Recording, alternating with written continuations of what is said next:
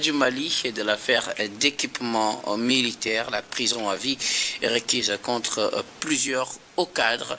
Le Mali a requis, ou bien le ministère public a requis la prison à vie contre plusieurs anciens hauts cadres, disons-le comme ça, de l'administration d'Ibrahim Boubacar Keïta au Mali. Il s'agit essentiellement de l'ancien Premier ministre Boubou Cissé ainsi que certains collaborateurs. Ils sont accusés de détournement et puis aussi de mauvaise gestion dans cette affaire d'achat d'avions présidentiels et d'équipements militaires, de corruption. Plusieurs faits sont retenus contre eux: faux et usage de faux, atteinte aux biens publics, blanchiment de capitaux et complicité. Ils encourent des peines allant jusqu'à la prison à vie. Nous en parlons avec nos invités. Je veux bien commencer par vous, l'homme d'Almeida, l'ancien Premier ministre, puisque c'est lui la figure la plus connue parmi les accusés. L'ancien Premier ministre Boubou Cissé, d'ailleurs en exil, il n'est plus au Mali, est accusé dans cette affaire d'équipement militaire. Il encourt jusqu'à la perpétuité.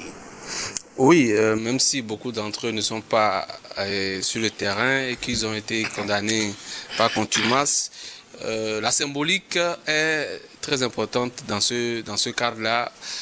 En tant que citoyen, on se demande comment est-ce que ces hauts dirigeants arrivent à détourner ou bien à conduire avec autant de légèreté des projets de souveraineté, des projets qui vont permettre à leur pays d'être plus résilient, plus fort pour mieux défendre l'intérêt de leur population. Donc on se demande pourquoi et comment cela arrive.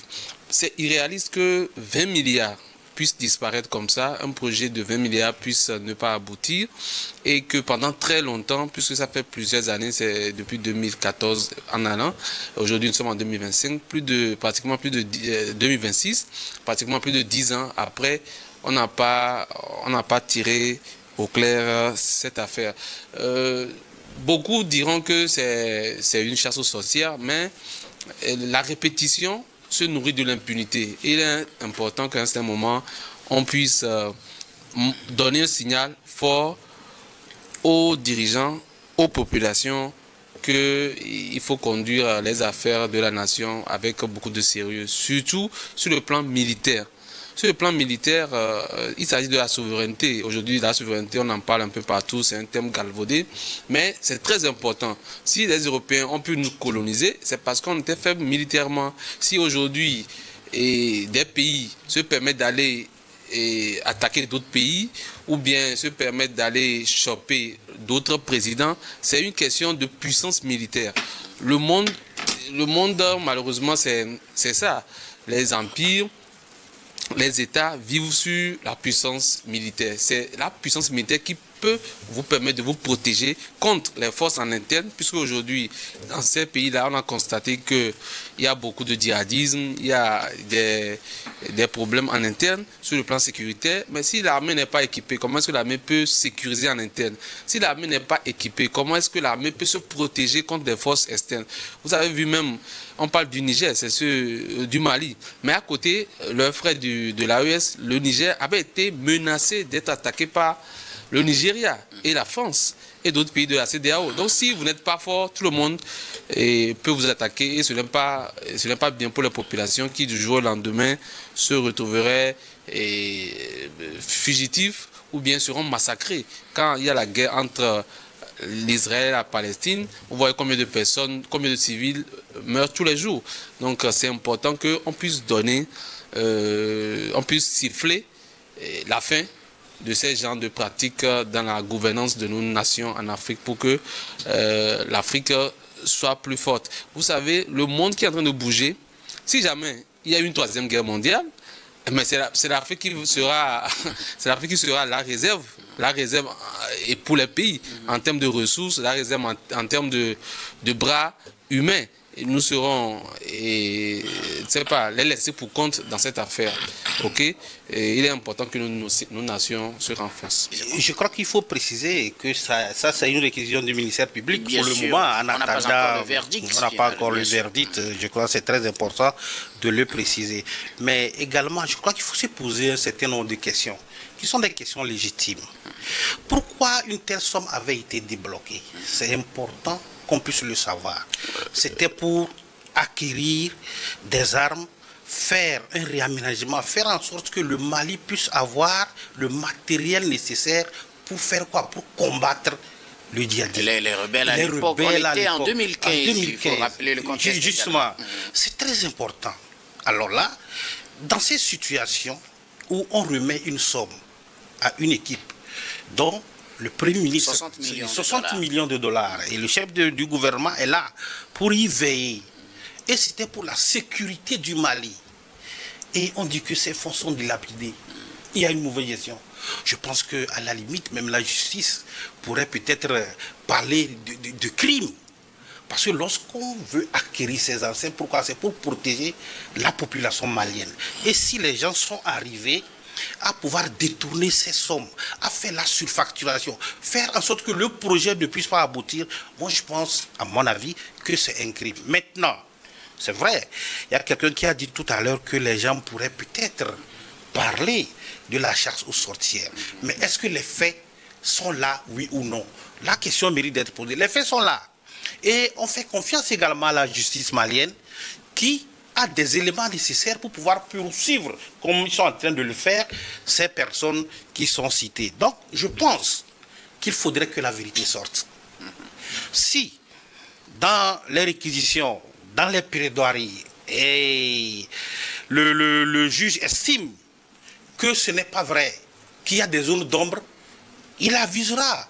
Mais pour le moment, c'est une enquête qui a été procédée, c'est une procédure qui est en cours et qui a fait ressortir ces malversations. Je pense qu'il faudrait quand même que les gens racontent. D'ailleurs, vous vous rappelez qu'en décembre dernier, lorsque Assimi Goïta prononçait son discours, il avait soulevé qu'il n'y aura plus d'impunité, que personne n'est au-dessus de la loi. Je le cite comme ça. Donc je pense que c'était déjà prévisible. Maintenant, il faudrait laisser que la justice fasse son travail.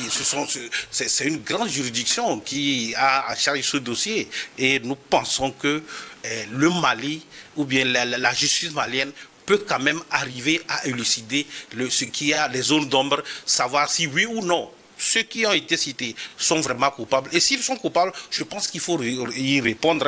Il faut y répondre, c'est très important. Et que ce ne soit pas seulement qu'au Mali, partout ailleurs, parce que c'est très important. C'est un bien public, au-delà de tout.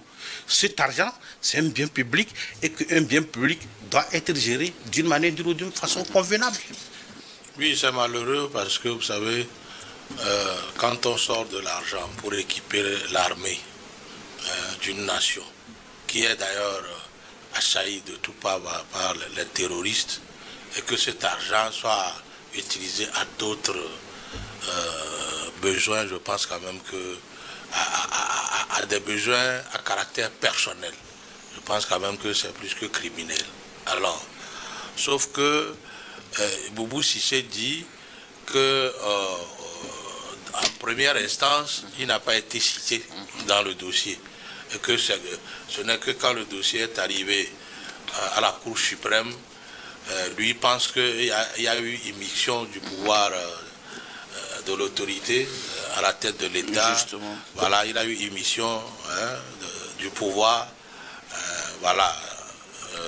dans la justice. Donc, pour lui, il n'était pas dedans au bas échelle, et donc il ne comprend pas pourquoi au niveau de la Cour suprême, on doit les citer. Comme l'a dit mon confrère de plateau, c'est normal que la justice puisse situer les responsabilités, et que si Boubou Cissé il fait compris, alors qu'il soit jugé. Parce que s'il y a eu changement de main à la tête de l'État du Mali, c'est à cause justement du manque d'équipement à l'armée. Et c'est ça que les officiers d'antan de l'armée malienne alors reprochaient à Ibeka. Et c'est ce que même la population, conduite dans le temps par l'imam Diko, reprochait à Ibeka que voilà, les terroristes sont en train de descendre au Mali, mais il n'y a pas de répondant. Les forces maliennes n'ont pas de puissance de feu pour pour les chasser. Alors, s'il y avait eu de l'argent qui a été débloqué pour ça, et que des Maliens à la tête aux affaires dans le temps l'ont pris, l'ont détourné aux fins personnelles, je pense quand même que la justice doit avoir la main lourde. Sauf que la justice aura sur son chemin des avocats qui vont alors organiser le business de la société civile, qui vont les décrier ici par là, que voilà, les droits de l'homme, ici, vous savez, si aujourd'hui tout le monde haït le président Talon, c'est parce qu'il s'est sacrifié pour lutter contre la corruption. Vous savez, c'est des nids de détournement de deniers publics qui va dans l'intérêt de certaines personnalités. Alors pour boucher ces trous-là, ça amène beaucoup de combats, de communication. Alors il va falloir que le pouvoir malien explique à chaque fois à la communauté nationale et internationale ce qui se passe justement sur ce dossier pour que voilà, leur opinion puisse être écoutée et que les uns et les autres puissent alors arriver à faire une idée de ce qui s'est réellement passé. Il faut beaucoup de communication sur cette affaire-là pour que voilà, le business de l'appareil des sociétés civiles ne puisse pas nuire à cette éducation qu'on veut faire aux cadres qui gèrent l'administration malienne et de tous les autres pays. Parce que pour certains, le détournement, c'est un sport, c'est un sport favori. Alors il faut que l'État sévit pour que les autres se corrigent et qu'ils savent en eux que voilà, servir l'État, c'est plutôt servir tout le monde et non se servir. C'est important. Oui, vous savez que ça, il se pose le problème de régime démocratique, régime issu de coup d'État, régime déception, bien de transition. Tous ces concepts-là, malheureusement, quand le business de la démocratie aussi rentre en jeu, comme le business de la société civile, tout le monde dit que ce régime n'est pas démocratique. Si le régime n'est pas démocratique, ça ne veut pas dire que si le régime n'est pas, c'est-à-dire élu et choisi à travers les urnes, ça ne veut pas dire qu'on ne doit pas poursuivre les crimes économiques de ce genre. Et c'est ça même. Est-ce que le fait que Boubou Cissé ait des positions contradictoires à celles des autorités maliennes aurait peut-être eu une influence sur sa position, ou bien le fait qu'il se retrouve dans l'affaire finalement, selon vous? Oui et non. Oui, on ne peut pas l'exclure. Mais aussi, il faut savoir que quand il est venu aux affaires, est-ce qu'il a monté patte blanche? Quand il est venu aux affaires, est-ce que lui-même, il a fait au moins le compte rendu? Sinon, il y a des notes administratives en tant que ministre ou bien premier ministre de l'époque, s'il était ministre des Finances, Premier ministre. Puis après, Premier ministre, il ne peut ne pas savoir. Surtout dans cette période-là où on voyait à la télé, sur les chaînes internationales, des colonnes djihadistes monter sur la capitale et condamner des gens à des lapidations. Bon, il ne peut pas dire que pendant cette période-là, il ne sait pas qu'il y a eu des commandes. Il ne peut pas dire qu'il ne sait pas qu'il fallait s'équiper pour faire face à ces menaces-là. Ça a permis même à d'autres, aux forces, aux nations, aux puissances étrangères d'essayer de vassaliser le Mali pendant au moins 10 ans. Et les populations n'ont pas vécu cette période-là en toute quiétude. Donc il ne peut pas dire qu'il ne savait pas. Maintenant, s'il a su, qu'est-ce qu'il a fait? Malheureusement, s'il est cité au moment où le dossier a évolué, bon, peut-être qu'il avait échappé au début, mais peut-être que maintenant il a été rattrapé. Nous aimerions que la transparence soit faite, que on situe tout le monde, qu'on mette tout le monde face à leurs responsabilités. Si c'était parce qu'il y a tout un ensemble de techniques, de canaux là-bas qui font que un projet comme ça, c'est comme un éléphant qui est dans une pièce, on ne peut pas dire qu'on ne savait pas. Donc c'est lui-même qui a, si tel est le cas, si c'est que on l'accuse, ou bien on a introduit, on l'a inclus dans cette affaire à la dernière minute, c'est parce que il y avait quelque chose. On voulait l'épargner, mais comme il fait le show, On a mis 2 heures. Je crois que il faut quand même, on peut comprendre le Premier ministre Bouba, Boubou Cissé, on peut le comprendre parce qu'aujourd'hui il a des positions qui sont contraires à la position de Bamako. Ça c'est tout à fait normal, nous sommes sur le plan du terrain politique et c'est tout à fait normal. Alors là, si les autorités aujourd'hui de la transition trouvent un canevas, c'est-à-dire qu'une opportunité, et ils se rendent compte que dans le dossier, il y a quelque chose qui peut attacher l'ex-premier ministre, elles vont saisir l'occasion. Maintenant, et puis ce n'est pas une chasse aux sorcières. Il y a eu des cas. Si vous suivez le procès guinéen, je crois que Bernard Lama, un certain Lama, qui avait dirigé le camp Koundara, qui n'avait pas été dès l'instruction du dossier interpellé, aujourd'hui est à la barre. Ça veut dire que le dossier aussi pour le cas de la Guinée, quand le procès a repris, il y a une deuxième partie du procès. Donc il y a des gens qui sont revenus et qui sont à la barre. Non seulement ils sont à la barre, mais ils ont été écroués. Parce qu'il y a eu l'évolution dans le dossier. Donc je pense qu'il faut voir le problème dans ce sens-là. C'est vrai qu'il peut quand même accuser les autorités aujourd'hui du Bamako pour dire que l'ordre vient d'en haut. Mais lorsque le dossier a évolué et on sent que effectivement il a ses mains derrière, je pense qu'il faut quand même être calme. Je le dis, il y a de grands avocats et lui particulièrement, il a de grands avocats qui le défendent. Et on pense qu'ils seront quand même à la hauteur et le défendre et prouver effectivement l'innocenté. Mais là où nous sommes, je pense, et je l'ai dit tantôt, on peut le considérer comme étant un crime.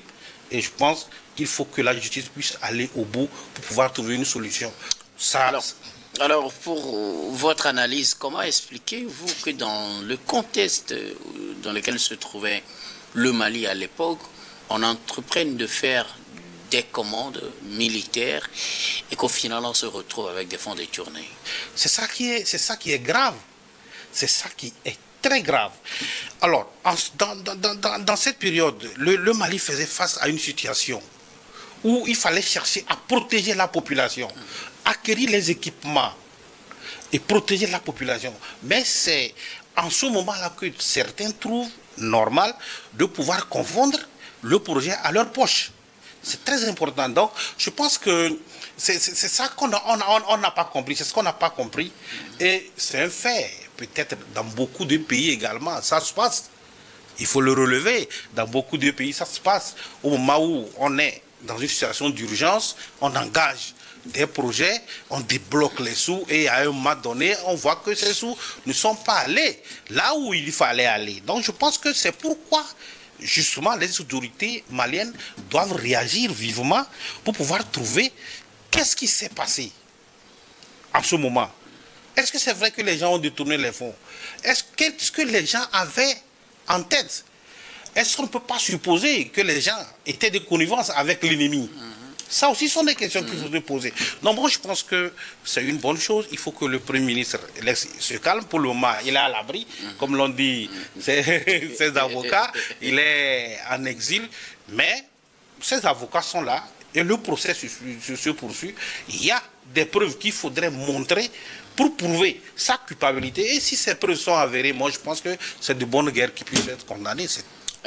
Croyez-vous en l'indépendance de la justice pour faire uniquement la lumière sans confondre, sans parti pris, justement parce que c'est ce que craignent beaucoup, que ceux qui sont critiques envers le pouvoir de Bamako se retrouvent dans des affaires de justice et qu'ils soient condamnés pas à cause des faits, mais du point de vue de leur position par rapport à la justice. Docteur, je suis parfaitement, je ne suis pas totalement d'accord avec l'indépendance parce que nous sommes en perpétuelle lutte pour une indépendance de la justice aujourd'hui. Ce n'est pas évident dans nos pays que la justice soit totalement indépendante. Mais quand il y a des faits qui sont visibles, dans le cas actuel de l'acquisition de ce matériel, ce sont des faits qui sont des faits concrets. Parce que ça, on ne voit pas. En ce moment, lorsque la justice se prononce, il faudrait que les gens arrêtent quand même de faire croire que c'est une chasse aux sorcières. Ça, sur ce point, il n'y a rien à faire. C'est quand les faits, il y a le flou dans un déroulement des faits qu'on peut peut-être supposer qu'il y a la chasse aux sorcières. Oui, la justice. Mais je dis, on ne peut pas disculper la justice dans nos pays africains. Le problème, il est là et on le combat chaque jour et on le combattra chaque jour. Ce n'est même pas dans nos pays africains. Vous avez suivi récemment ce qui s'est passé avec le procès de Sarkozy et autres en France, partout. Donc il y a de la justice, c'est toujours la justice. Et maintenant, elle a ses manières de jouer. Mais ceci étant, si nous revenons sur le dossier Malin, bon, je pense qu'il y a des faits qui sont là et qui prouvent qu'il y avait eu quand même quelque chose en ce moment-là. Il y avait eu détournement en ce moment. Donc, laissons la justice faire son travail. Merci beaucoup. Oui, vous savez, je l'ai dit tantôt que quand on poursuit les pilleurs de la nation, ce n'est pas toujours un procès de tout repos. Il y a beaucoup d'agitation, surtout de la classe des avocats qui soutient alors ses clients qui souvent sont riches et payent bien leurs honoraires. Et ce n'est pas ces avocats-là, ces avocats qui invitent dans la danse alors la société civile pour réclamer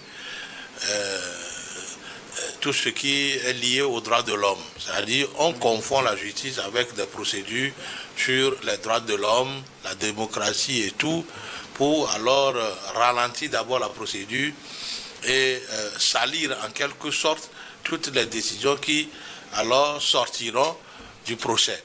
Donc je pense quand même que aujourd'hui ces personnalités, s'ils n'ont pas alors commis toutes ces fautes, il va falloir qu'ils le prouvent par leurs avocats, par des documents qui puissent contredire alors l'accusation. Voilà. Mais s'ils n'ont pas des documents qui puissent contredire l'accusation, ça voudrait dire que quelque part ils ont été comptables de la faute commise. Et cela va les amener à être condamnés. Vous savez, la justice ne parle pas pour rien. La justice se base sur des faits et des preuves. Et c'est sur ces preuves-là que la justice condamne. Vous savez, il n'est pas toujours facile que quelqu'un qui était aux affaires et qui a commis des impairs le reconnaisse devant tout le monde. Non, peut-être qu'ils le savent en eux que voilà, il y avait eu des impairs, mais le reconnaître au vu au su de tout le monde, non, ils ne le verront pas. Peut-être pour protéger leur image ou pour continuer par mener la justice en bateau. Sauf que